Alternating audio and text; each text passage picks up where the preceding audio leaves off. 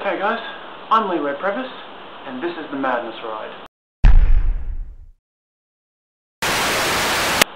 Okay, first up, I'm actually going to apologise for leaving one important thing off the must-do this week list, and that's the visit to Australia by the Dalai Lama. This guy here. Now, I'm putting up this apology because my first article actually has a lot to do with him, because, like I said, he's in Australia, and he's accidentally mixed up Julia Gillard's gender. Obviously, he thought she was a he. Now, this has come about off the news that Julia has actually chosen not to see him. And the Dalai Lama is not that much offended. I mean,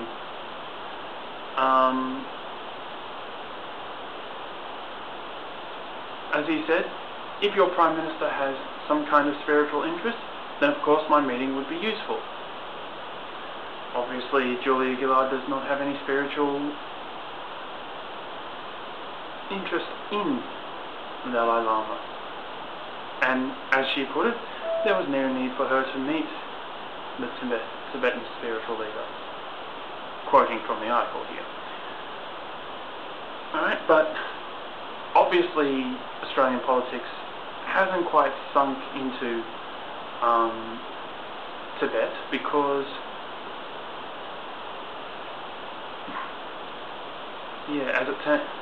as you can tell, he had no idea that we had gone through a change of Prime Minister. Obviously, to get the gender wrong, he mustn't have known. But yeah, he's obviously taken it all in his stride, so good for him. Alright, the second article, while it has a serious tone to it, I find this weird/stupid. Alright?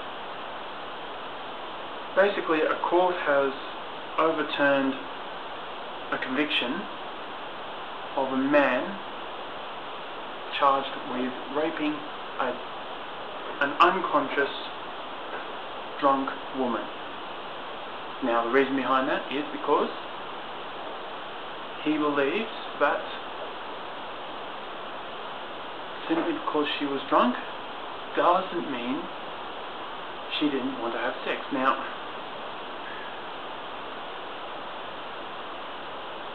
while I'm pretty fluid with how I apply the rules, I apply them as I see rightfully fit, I do have to agree with the law in one specific respect, and that is the respect of who can essentially consent to having sex. Now, one of the criteria that disallows someone from realistically giving consent is anyone under the influence of drugs or alcohol, which this woman obviously was. Alright? And basically this judge has ignored that ideal. Ignored that part of the law. So, yeah,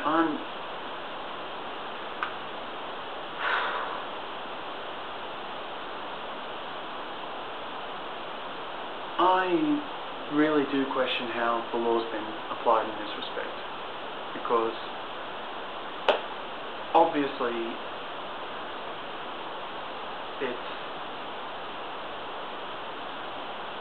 they're more fluid than I am. Alright?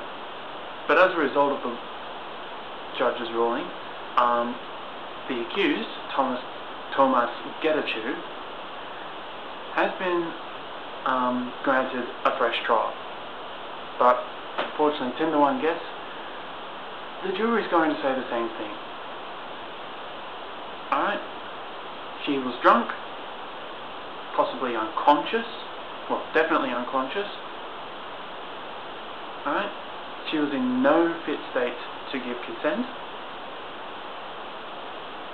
Even if she had given consent while sober, she was realistically in no condition to follow through on said consent. And the fact that she was unconscious means that she had no idea what was going on. Therefore, not only could consent not apply, not only does consent not apply, but also, basically there's nothing in this entire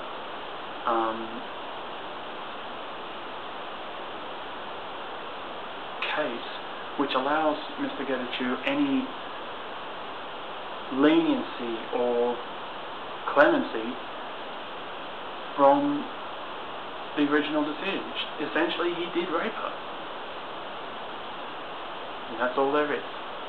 Okay, now on to the truly weird and freaky stuff.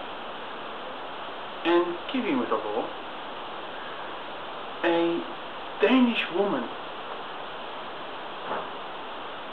has been pulled up in New York for riding a bicycle while wearing a skirt. Now, the policeman's reason? He believed that the skirt was so short it would cause an accident. But the perpetrator was Yasmin Regan. Alright, she was a tourist in New York, and this is basically what she was wearing. According to the police officer, as I said before, the skirt was so short it would cause an accident. Now, according to that picture, you can't really see that much. I mean, the skirt realistically only goes halfway down her thigh. Alright? So, I can't see what the problem was. I've got to argue with the police officer's decision, right? Because working off the picture there, as you can see, the skirt on her isn't really that short. It only goes down to halfway down her thighs, right? I've seen shorter. I mean, some skirts are so short, I've seen, that, and I do excuse the saying here, you can see what they had for breakfast. So, yeah, I think this overly conservative police officer may have taken his conservative fashion just a little too far. Okay, and our final story. Airbus has finally revealed what we could be flying in the very near future. And here's what it looks like. Now, in case you're wondering, the clear parts actually aren't open air, but in fact a biopolymer which lets in natural light. And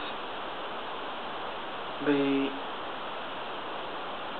chassis, for want of a better word, is